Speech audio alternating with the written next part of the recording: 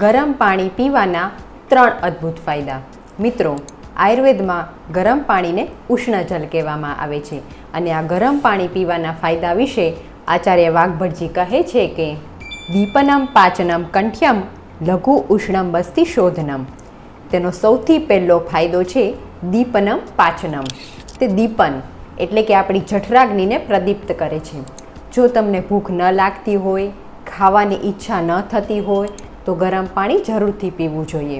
તે પેટમાં રહેલા અપચાને દૂર કરે છે અને સાથે જ જે પણ કાંઈ ખોરાક લીધો હોય તેને પચાવવામાં મદદ કરે છે। નંબર 2, કંઠ્યમ।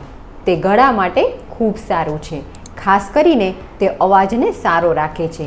માટે જે વ્યક્તિઓને વધારે પ્રમાણમાં બોલવાનું થતું હોય તેમણે ગરમ પાણી જરૂરથી પીવું જોઈએ।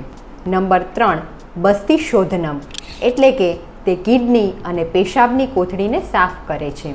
જો તમને પેશાબ અટકીને આવતો હોય કે પેશાબ કરવામાં તકલીફ થતી હોય તો ગરમ પાણી જરૂરથી પીવું જોઈએ।